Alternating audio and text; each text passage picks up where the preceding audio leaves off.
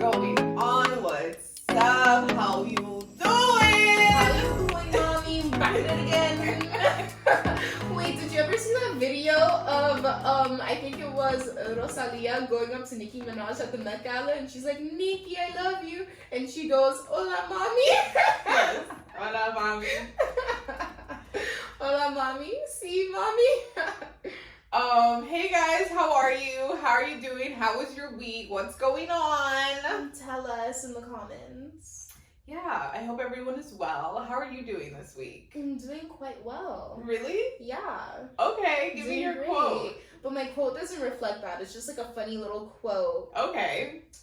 It's from The Office, and Stanley Hudson says, "If I don't have some cake soon, I might die." And that's the vibe. So I'm on a diet for summer. Whoa. You are on a diet.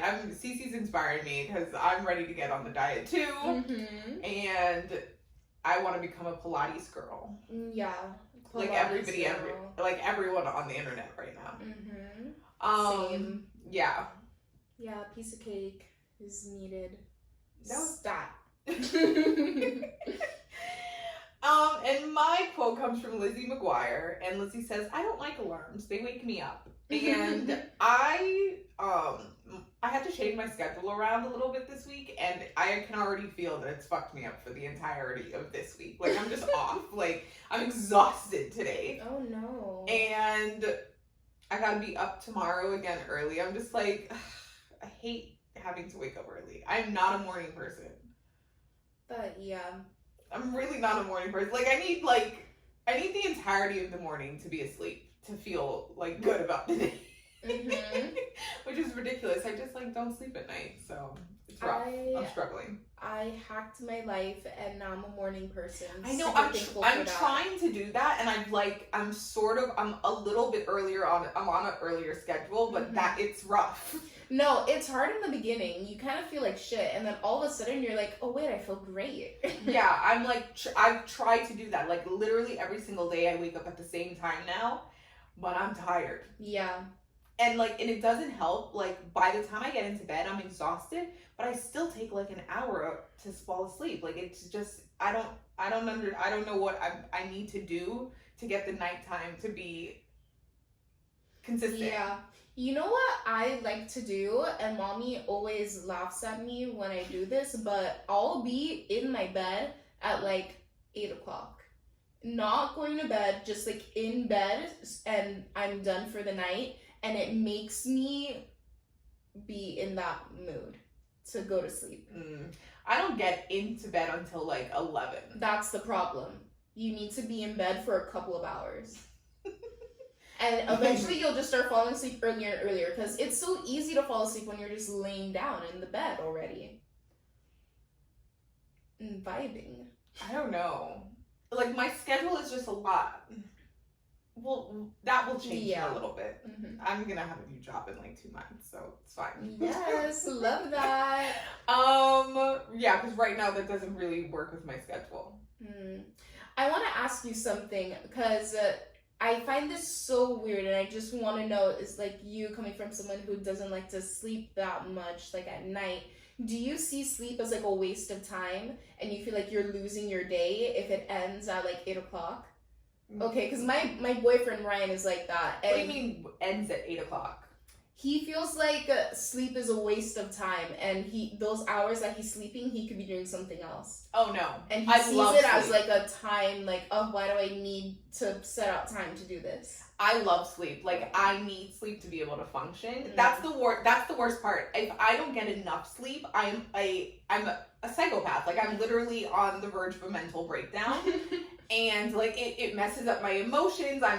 It just like unwell. I'm unwell if I don't sleep. But it's very hard for me to sleep. Like at night, I am so restless. I am so awake. Like 10 o'clock at night, I get like a burst of energy. And so I could like the other night, it was like 9 o'clock, and I decided that like I'm gonna do all of my ironing. And so I did like 3 hours of ironing, and mommy was like, "What is wrong with you?" And I was like, "It's fine. I'm watching my show. And it was fine. But like most people wouldn't take on that sort of task that late at night. But I always find myself being able to do that. Like at 10 o'clock at night, I could start to clean. Like that is insane. Yeah. So, and then I get into bed. Let's say it's like 12 o'clock, 1 o'clock. I'm still like very much awake. What? That's why in the morning at like from like 6 to 9, that's when I'm like sleeping. Yeah. You know? It's not at like 2 or 3 like normal people, which is shitty. We'll work on it. Yeah. You know what I do think is a waste of time? Eating.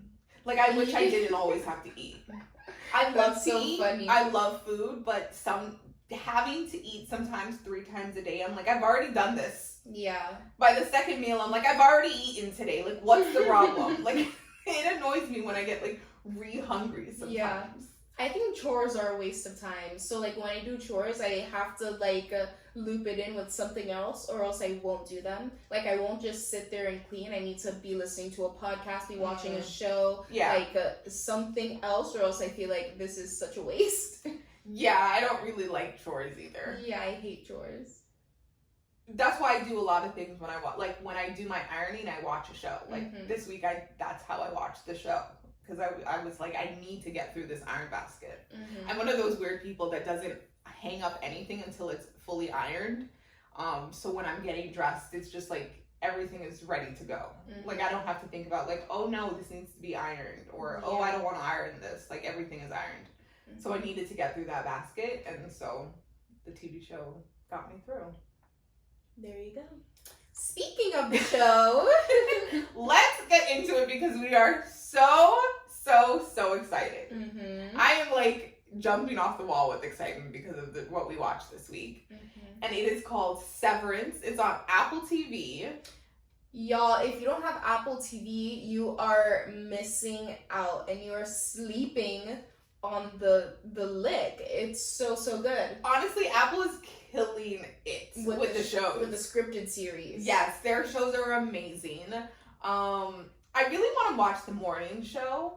I've been wanting to, but now that I'm like, we finished this, I'm like, I have so many shows to watch on Apple TV. Yeah, same. And they do a lot of sci-fi. Like I really want to watch, there's like 2 other sci-fi shows that I've been wanting to watch, but that's next.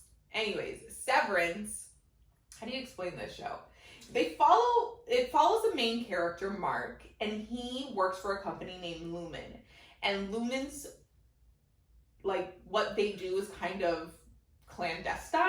We don't know what they do. We don't really know what they do, but what their whole pitch is that they offer you a severance procedure, which basically splits your consciousness.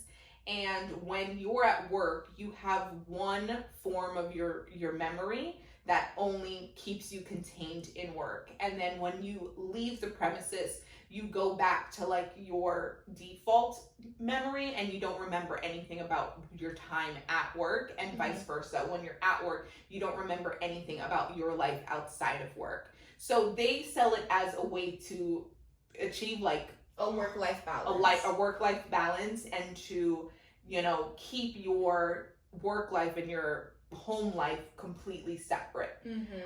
Which is such an interesting concept. Never seen it done before. Yeah, really cool. And the way that they pitch it as like work-life balance, I thought was interesting, because as I was watching the show, I felt like it was a new take of the metaverse. Like I thought this was a way of like splitting, of having like multiple versions of you within the same body. Yeah. Because we aren't really able to like replicate our physical beings and our consciousness in one. And I felt like this did that. Yeah, very interesting. Yeah. That's how I thought about it. I wonder if we'll be able to make that leap of the consciousness transferred into another vessel. Yeah. That will be interesting. As we were watching the show, guys, okay, so we gotta get into it. We're gonna make spoilers. If you're gonna watch it, I mean, just listen to this episode anyway, but if you really want to like take in the full show, I would say watch it and come back to us. For sure. Like, if this is the first time you are joining us, welcome. Yes. But we go in depth into every show that we talk about. So if you don't want it to be spoiled, stop listening and come back. And then come back to us. What was I saying before? I was talking about the consciousness transfer. It'll be interesting to see if we make that leap. Oh, yeah. I was wondering, because they put, okay, so in order to achieve this severance procedure, they put like a chip into your brain. And I was wondering if they were able to like take it out, are they able to like extract that and put it somewhere else? That's what I'm wondering, because when they found Homeboy's chip, or the girl, boy. The guy's, what's his name? Petey. When Petey died and they got his chip, I was like, I wonder if Petey is in there or what. Right, I was wondering the same thing. I was like, that will be very interesting to see what they do with that sort of technology. Yeah. Because when she took the chip back, she was like, oh, it's Petey. Mm-hmm. And the way that she just referred to it as like an encased bean, I thought, interesting. Mm-hmm. And I was wondering, how much manipulation can you make of whatever is in that chip? Yeah. Like, I wonder if it's because they don't have full control of them. We see they're within the workplace, they call them the inners. They refer to their inner beings and their outer beings. Mm-hmm. So within the workplace, they are very docile, very calm, very like agreeable, and they have no sense of like bad. Yeah. But they do have a relative understanding of the world around them, even though they're not participating in them. Mm-hmm. And it's very interesting. So the first episode, when the girl comes in and she wakes up on the table and he gives her that test. Yeah. Do you know your name? No. Do you know where you are? No. Can you name a place in the world though? Montana. Yeah. So it's interesting because they are able to maintain the things that they've learned, in the sense of, I know the continents, I know how to speak, I know how the world works and what it looks like, but I have no memory of ever experiencing it. Yeah. Very strange, and like they have no concept of themselves, and it kind of seems like they have no personality. Right. And the personality is kind of evolving because as they're being there. Because Mark's innie is so different to his outie, and at the end when his innie is turned on, it's crazy. His boss immediately knew. She was like, Mark, you're tense. He stood differently, he walked differently. It was so crazy. It was very crazy. And I thought it was interesting that they were kind of in this like weird time warp, where like the technology was different and the things that they found entertaining and the things that they were working towards seemed very simple. Like they were doing this work that they don't really know what the meaning of is, and they were being rewarded with like melon parties and waffle parties, and it just felt very elementary. Yeah. In the way that they treated everyone within Lumen. And I just thought that was interesting, because it's like, well, if you have a context for like all these other things in life, wouldn't you be past this kind of like elementary system of reward? So that's what makes the show interesting, and I kept trying to figure out, what is this company doing? Because none of the work any of them do makes any sense. No. And it doesn't really feel like they're doing work. It kind of feels like they're just giving them something to do. And they're like experimenting on them. I think what Lumen does is Severance. I think they are the product. Mm-hmm. They're trying to see if they can get these people to function fully within the inner world and the outer world. Being severed. Yes, and whether what the effects of that are long term. And I think if what it means to like do something productive. And like if you don't have any context for what is actual achievement past like hitting a number, like can we just have you on the hamster wheel? And I thought that was very interesting also, because even the other department, the optics and design, yes, they were building things that were just like note cards, and then they were making weapons, and then they were making products. It's like, what is all of that for? And I don't really think it has a purpose other than maybe like mass production of like goods. But it was like, can we get these people to work together and create their own form, little societies almost, within the company. I thought it was so interesting. Yeah, no, my theory is that they're not doing anything, and that they just need to make sure that this severance thing works, and they're just giving them like nothing to do. Yeah, it's a fake company. Yeah, like they're not working. Right. And then there's the cultiness of it. And I knew there was going to be, so I was like, whenever there is some sort of weird experimental thing going on behind a company, there's always a cult leader. Always cultiness. There's always a cult. Yeah, so there is, they kind of worship the founder of the company here. Which is like weird, because even the people who aren't severed, they like have this weird devotion to Kier. Yes. Like the boss and the security guard. Yeah, Harmony. Yeah. Miss Chapelle. She has a whole shrine to him in her home. Yeah. Which is very strange. Super fucking weird. And the employee handbook, it reads like the Bible. It looks like the Bible. It's so crazy. Yeah, it's like they have the code of conduct, I think it was. They have, it's like the 10 Commandments.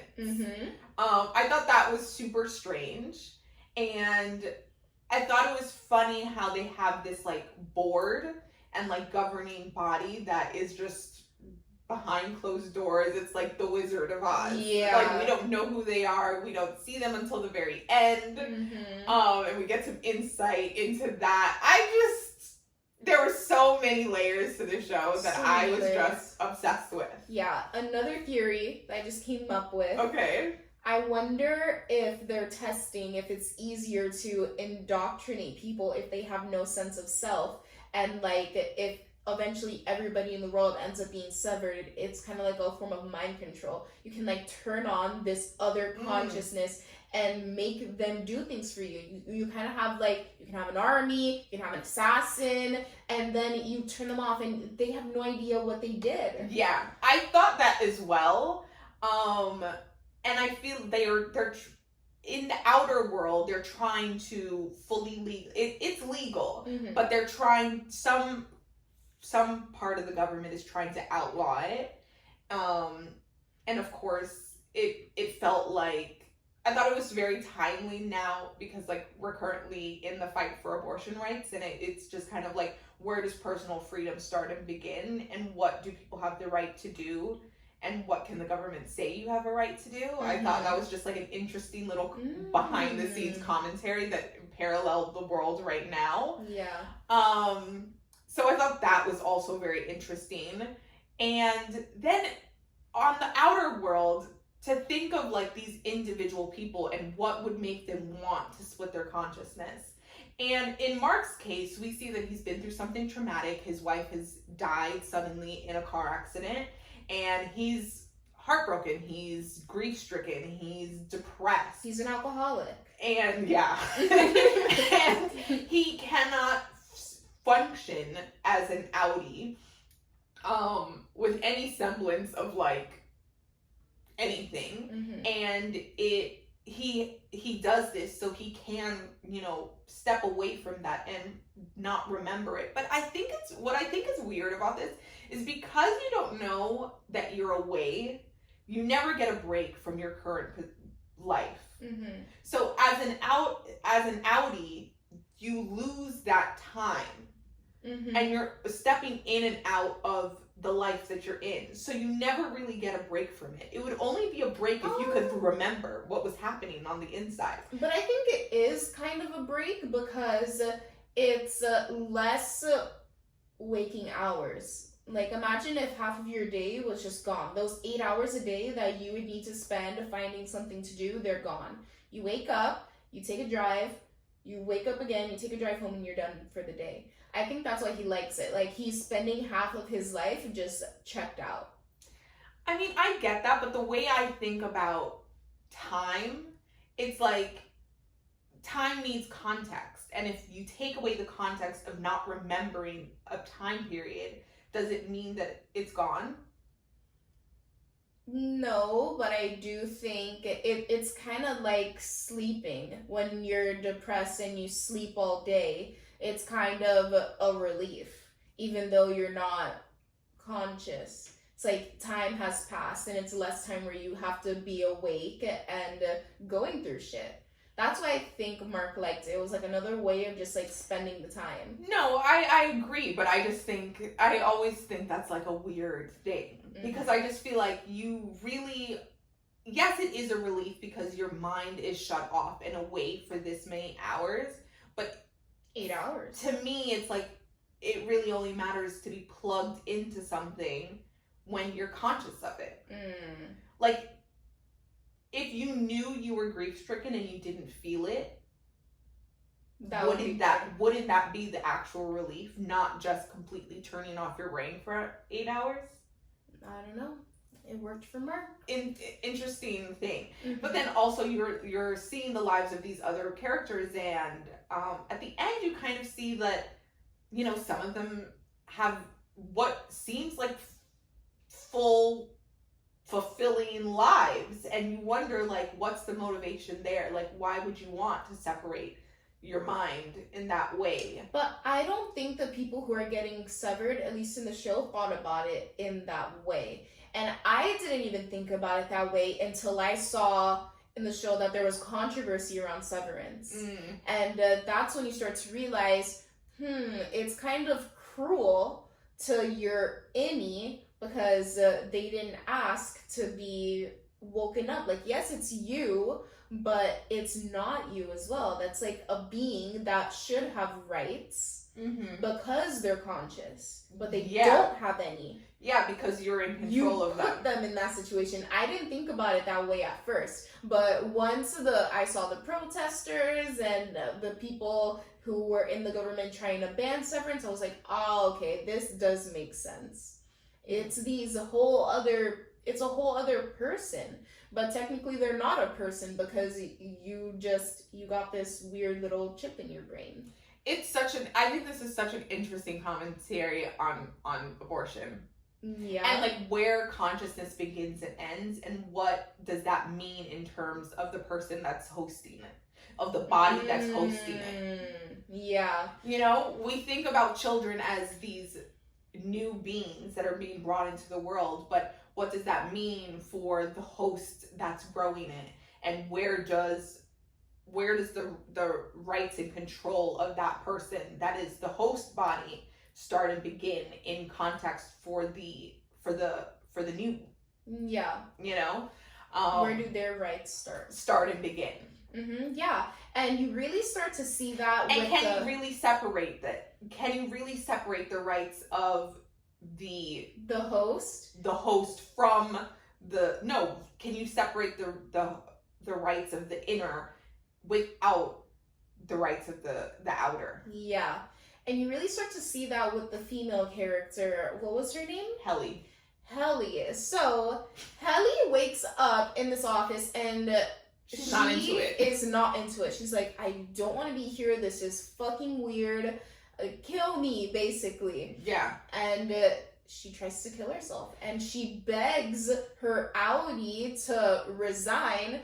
But it honestly, in the moment, it seemed really cruel. I was like, what is outer Helly's motivation for keeping this person, the innie, at the company if she literally tried to kill them? Right. Then at the end, you find out, oh, she freaking owns the company. Yeah, she's the heir to the fortune. Yeah.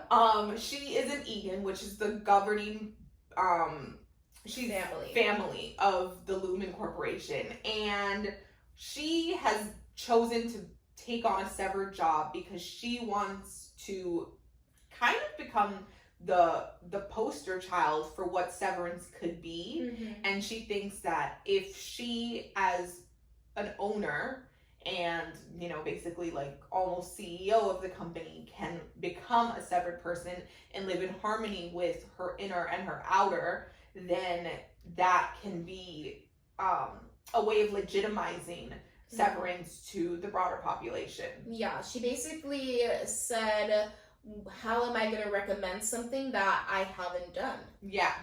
Which, you know, put up where you shut up, love it, but her innie is just in turmoil. Yeah, she like hates it. She literally tried to kill herself, hung herself in an elevator, and, you know, her outer, you can tell that Helly on the outside is very focused on at the task at hand. She wants to make her father proud. She wants to bring the company to mass market, I guess. And she might be a little evil because her dad gave me evil vibes. Oh, very evil vibes. All of the Egans seem evil, so I wouldn't be surprised if outside Helly is just literally a bad person and does not give a fuck about the innie Helly. Well, yeah, I think so too, but I wonder how much she really understands about what they're doing to them inside.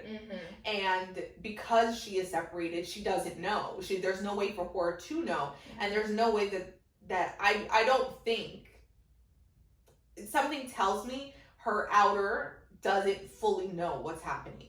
Like, especially when you think about like what they do to them in the break room. Oh yeah. And just kind of like the psychological warfare they play on these people. It's gonna be interesting to see what happens next season with that kind of war of the inner and the outer. Yeah, that's gonna be really interesting. Now that Helly knows who she really is on the outside. Yeah. Just so good. I thought the acting was so good. Incredible. Like, really incredible. The cast is amazing. Patricia Arquette, Christopher Walken, like, I just was dying. Yeah, and directed by Ben Stiller. Yes, very interesting. I would have never, he's a comedian. I know, super random for him, but he did an amazing job. Yes. Very interesting. And I kind of loved the loops that they created with the characters. Specifically with Mark's sister and her husband. Yes. How he is the writer of the book that they found. And he kind of sparked a revolution for the innies. And so Mark's sister is married to this man named Rickon. And he is just this fucking, I'm just gonna call him a weirdo. He's so weird. So strange. He is a character. He's an author, but he's also into all this like weird holistic shit. So at the beginning of the show, and he's kind of a little narcissistic. Oh yeah, he's so like self-important. Yes. His wife is pregnant, so he's like, you know, hanging sea kelp in the birthing lodge that they're having the baby at. They're not at a hospital. They're, you know, it's like all these different things that he does, and he hosts these like round table nights that are dinners without food. Dinners without food. They just talk. And, you know, he's just like a very strange person, but he writes this book and he gives one to Mark as like an early copy, and it gets stolen and it ends up in the company at the offices, and they find it. Mark finds it, and so he is reading this book in secret with one of the other people on his team, and it kind of sparks this revolution about work and the kind of like the relationship between a boss and an employee, and it's kind of like this like manifesto almost that they take it as inspiration to kind of fight back against the company. And I just thought at the end when it all came together and I was like, of course it's the book. Yeah. I kind of loved those like circular moments where they dropped something in episode 3 and then it picked back up in episode 9. Yeah. Like, Mark was like, you changed my life to Rickon, and Rickon was like, what? You hate me, Mark. Yeah, but I thought it was interesting. And then Mark, we learn in episode 7 that his wife that he thinks is dead is actually alive and in the company as another employee. At Lumen, and they worked together. Yes. And I thought it was interesting at the very end when she was being fired and she was like, I enjoyed being with you so much in my entire time here. You were the highlight of it. And that was so sweet. That was so sad. Sweet. But I thought it was interesting that even as innies, even though they're not technically the people that they were on the outside, and they're drawn to each other. They are drawn to each other. I thought that was so interesting. Yeah, that was really sad. I hope we find out what happens with them because, like, she died. Right. Like, how does somebody die and, like, not die? That's what got me thinking about the consciousness and if they're able to transfer it, because I wonder if the Gemma he knows is alive anywhere. Alive anywhere. I agree. Or if maybe she's not and, like, they were able to put a new consciousness just, like, in the body of the wife. I don't know. Interesting to see how they're gonna do that. I think it's gonna be that she woke up. I don't know. Because I just don't know how you bury your wife in some regard and she's still alive. Right? It's really strange. Like, I don't know what would have been the... But what is it that keeps you alive? Because technically you can be brain dead, but your body functions. Yeah. So if you're able to put a chip in and then implant a new consciousness in the body that is alive, is that what's going to keep you alive? But not you? Interesting. Very interesting. Very interesting. I thought that was I was like, what is this? Yeah, and I wonder, like... if the outie dies, does the innie die? Like, what is it that actually makes you you? Yeah. That's why I felt like it was a concept of the metaverse, because you can't always, like, when we think of the metaverse now, we think of, like, you've gone down this path and it's taken your life one way, and in an alternate universe, you made a different decision and you went somewhere else. Your life is, like, on a different path. But with this, your consciousness is in 2 places and they're both living different lives.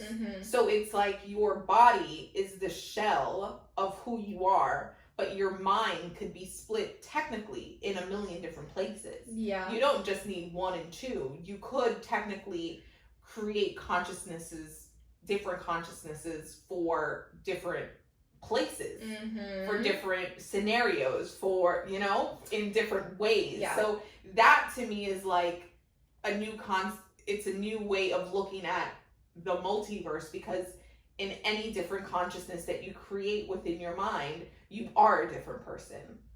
And it does take on different characteristics. Another show that kind of explores that is Moon Knight with Oscar Isaac. Oh, okay. The new Marvel show on Disney Plus. You have to watch it. It was so good. I just finished it. And they kind of touch on that too. So, very cool concept. Very cool concept. At the end, I mean, Helly, they've been woken up on the outside, but as their inner beings, and they are trying to get the message out. So Mark has a conversation with his sister, and he like tells her everything.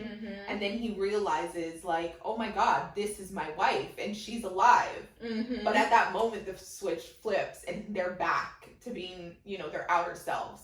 And that's where the show ends. And then you also see Helly, she's on stage in front of the entire Lumen board and I think some senators and her father. And she is like, they're torturing us. It's not okay. Like, she is trying to like blow the whistle on them. And then you see Irving shows up at Bert's house. Oh my gosh, justice for Irving and Bert. Right. Because they were the cutest little couple. Right? I love them. Me too. I was hoping that when we got to see Irving's outside life that he would like have like a partner or something. Yeah. But he's alone and he's With got his just dog. a dog but it seems like he is on Lumen's case. Like he's like some sort of investigator. He's putting the pieces together. I wonder what the story is going to be between him and Bert on the outside. Like, he could have just been somebody that he has found but never made contact with. Yeah. So it will be interesting to see that play out. But I thought it was beautiful that Bert had like a partner and a life on the outside, and he was like living in his truth, because obviously within the company, it's like, it's not like they could be together. Yeah. And, you know, you could tell that there was like some sort of like sexual attraction there, but neither of them knew how to express that or even know how to explore that. I just like loved that at least one of them were living that life of freedom on the outside. So, but I was like, justice for Bert and Irving. Like, yes. I thought they were so cute. They were so cute. They loved each other. They really did. They were literally in love. And I thought that was so interesting how, without the context of like what a relationship could be, because you're not thinking about relationships specifically when you're at work, how you're drawn to somebody and like just have natural chemistry with somebody, and how that can grow and flourish. Mm-hmm. I thought it was interesting how Helly kissed Mark at the end. Yes. And then another thought I had is, I wonder if Irving is gay on the outside. I know that too. I feel like he might be closeted. Yeah? Yeah. His father was in the military. He was in the military. Don't ask, don't tell. I thought like maybe without the constraints of life, he was able to live a life of freedom within the innie, and maybe that's why he chose to do it in conjunction with like whatever he's like trying to figure out about the Lumen Corporation. Like, you know, there's a couple things going on there, but I just thought it was, I loved him. Yeah, so cute. He was one of my favorite characters. Yeah, I loved him. He was so freaking cute. What's for dinner, kids? The show is so good. If you can't tell, we are completely obsessed. And there's also a complimentary book that Apple Books has put out, and it's for free. It's a short story about another employee, and it kind of goes into the Lumen, it like has the Lumen handbooks and like the principles of the company. And so I was reading the reviews, and people were like, oh, this gave so much context for like certain aspects of the show. So I'm gonna read it. I just didn't have time to yet. Yeah, I'm gonna read that too. Yeah. So 10 out of motherfucking 10. 10 out of 10. Shout out to my girl Issa, who made me watch the show. You know what's so funny? About a month ago, Mila told me about this, and I forgot that this was the show. And when I said this, I was like, Mila, is it you that told me about this? She's like, yes! My best friend. And she was like, oh my god, isn't it amazing? I was like, she's like, I told you you would love this. I'm like, no, like, I'm obsessed. I'm obsessed. So good. 10 out of 10. 10 out of motherfucking 10. And we're back to scripted shows, guys. Yes, guys. Let's do a little content update. We're going to get into some scripted shows. We need a break from the reality TV. And we're going to do some things with some substance for a couple weeks. Yeah. I think next week, what are we going to watch and review?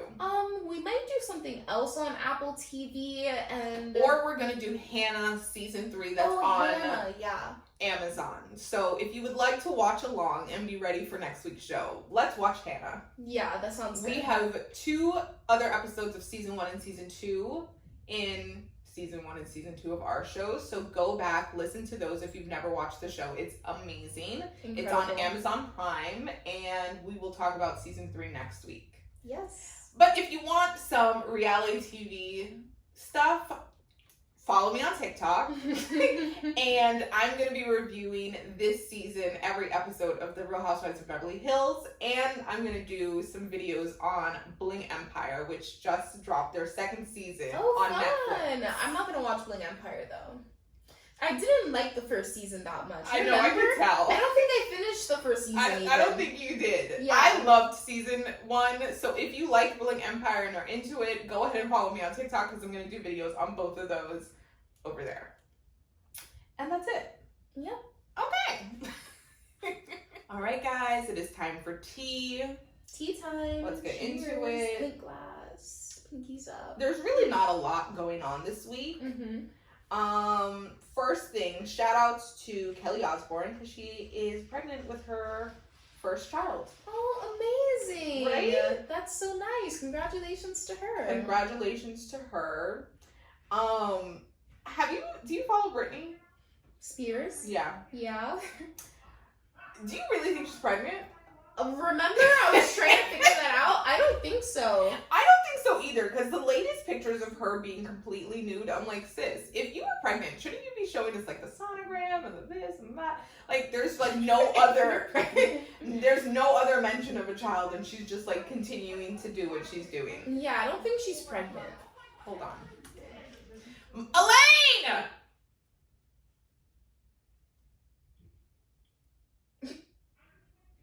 Mom! We're recording! Quiet down! Okay.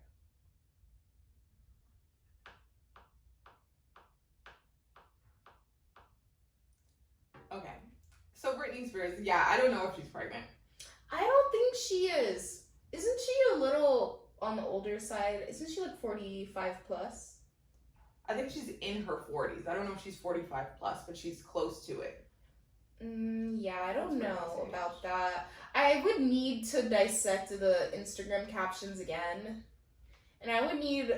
I feel like somebody needs to speak to her about She's this. 40. Oh, she's only 40. Okay. Yeah. I don't know. I feel I like don't know. she's not pregnant. I feel like, at first I thought, okay, she's definitely pregnant, but everything following the announcement has just been very strange. So now I'm like... I don't think people took the announcement seriously. Like, I don't think anybody actually thinks she's pregnant. No, a lot of people think she's pregnant. Bless you. Thank you. No, a lot of people think she's pregnant. The press, they believe this? I was always doubtful. I think everybody has always been, a lot of people have been doubtful, and then a lot of people are like, yes, queen, like, so happy for you. No, I would be happy for her if she was, but, like, the way she went about it was really confusing, and it didn't feel like an announcement. It felt like one of those weird captions that she writes. Well, she came out lately, I mean, like, I think it was last week, to say that her book is going to be dropping at the end of this year. So what we are in store for will be extremely interesting. Yeah, I don't know. It's just like none of it is cohesive. Yeah, it's not making or sense. coherent. It's not adding up. I guess we'll see in 9 months. Very strange. I want to talk about Drake and Jack Harlow shutting down the Kentucky Derby. Yeah, very, very odd place to do this. Very odd pairing, but I liked it. I don't think it was an odd pairing. I could see them as friends. It makes sense. They make sense together. But I just thought, like, Kentucky Derby, Drake. I was just like, what's happening here? Well, Jack is from Kentucky. Oh, he is? Yeah, and apparently he's always wanted to go. Oh. And it was like, well, you can't just go to the Kentucky Derby. It's a very, like, old money thing. So in his mind, if he went to the Kentucky Derby, he made it. So that's why they went. That's cool. I'm dying to go to the Kentucky Derby. Like, dying to do it. Yeah. Looks really I watch it every single year. Like, I love it. Yeah.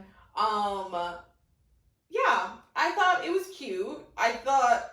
I don't know if anybody has seen the think pieces on TikTok or on Instagram, like I did, about Jack Harlow and this, like, kind of Drake marriage and, like, you know, the content of his music. But I think he's young, he's fun, he's fresh, he's doing his thing. Like, yeah.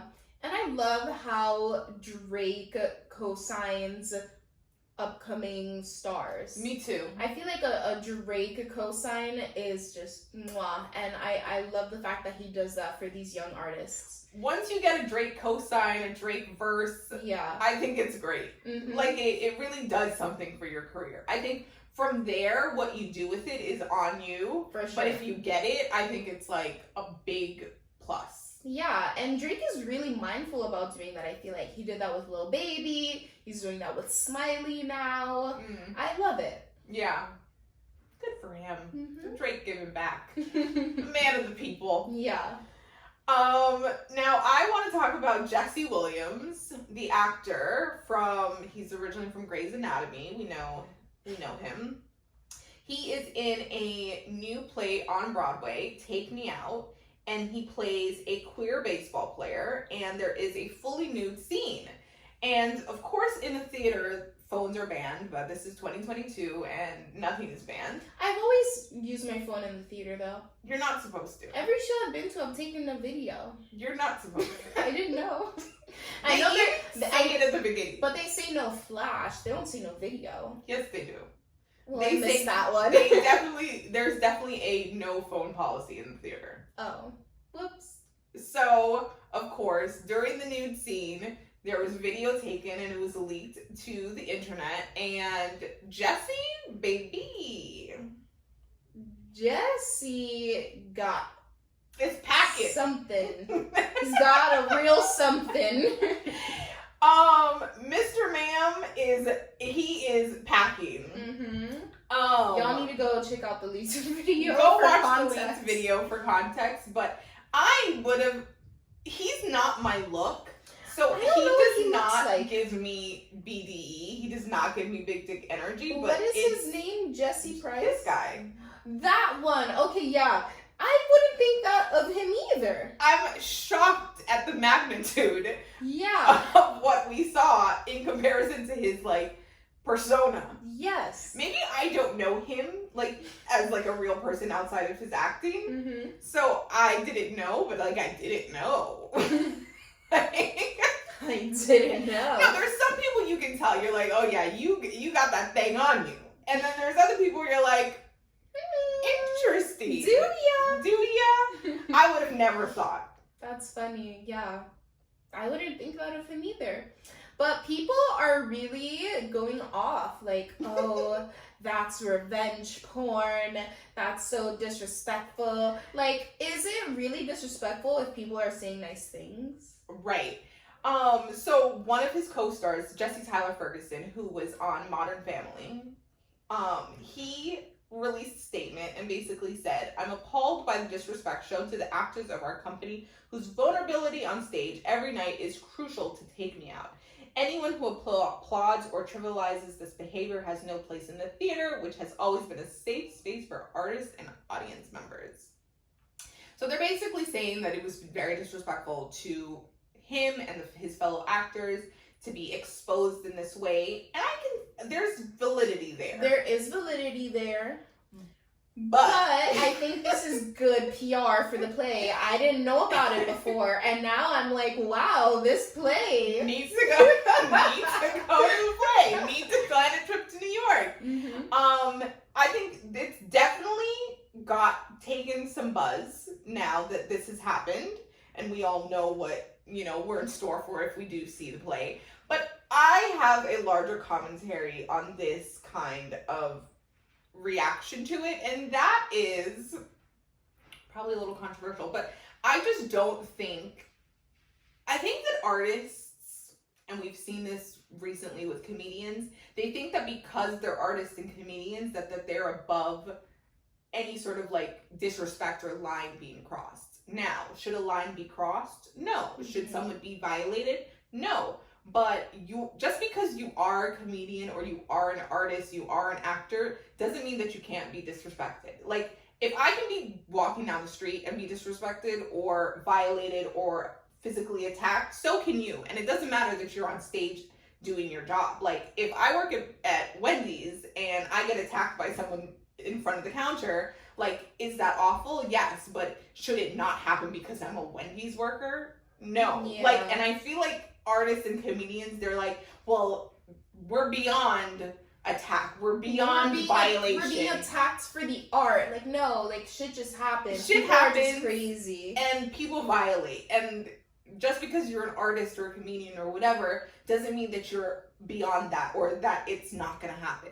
Should there be safeguards in place for everyone so these things don't happen? Of course they should be. But that's not a realistic world that we live in. And so I hate the outrage of like, oh, this is a safe space for artists. I'm just like, sir, you can be violated just the same way the rest of us can. Like, don't think you're above this shit.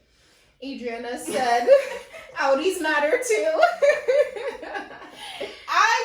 I don't know. I just think it's so like, all right, we get it. You think you're important, but like you're just like the rest of us. And I think that's what they hate, that there's not that line that separates them from the rest of the world. Mm-hmm. It's like your privilege is showing. Yeah.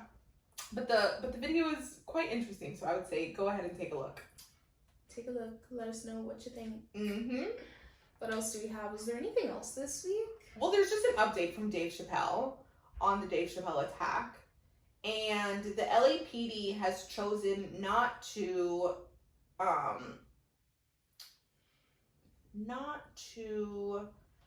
prosecute the attacker as a felony charge. Hold on. Why can't I find the article? They were talking about this on Flagrant too. Apparently, if you don't charge them with the felony and then it goes to the misdemeanor courts, like, nothing really happens. And, like, he's probably not gonna get in trouble. Yeah, so basically, I don't know why I'm laughing. Okay, so basically he was charged with 4 misdemeanor charges. And it's not gonna be charged as a felony because Dave wasn't hurt, basically is what they're saying. That even though he did have a knife, it wasn't pulled out, it wasn't used in the attack, so they can't technically charge him with the felony. Oh. So this is really this just kind of is like shitty, I would think. Yeah. Like, even though he wasn't hurt, which is a good thing. Like, the guy still tried. Yeah. Like, had he succeeded, that's the only way to charge him. Like, he still tried. Mm-hmm. I think that's weird. And Dave wanted him charged with a felony. But, of course, they can't. Yeah, and I think the felony charges, they don't even, like, give jail time or something like that. Really? Yeah, people were really mad about it, saying, like, oh, this guy is not going to get any consequences. Yeah, it's going to end up being, like, a very small slap on the wrist. Which is very weird. Right? People are complaining about the LA DA's office, or I guess it's the California Justice Department. Yeah, they're saying that those people are a mess. I mean, they're not. Does this fall under those like laws that with like the people that do the robberies? You know how if you don't have a gun, you don't get prosecuted. Does that fall under those laws?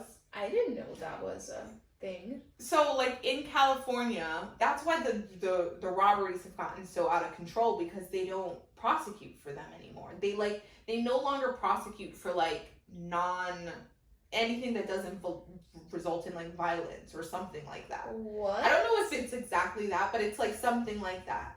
And so, that's why these people, like, can get arrested and they're let back out onto the street and they're not really prosecuted or going to jail for these crimes because they're not considered violent.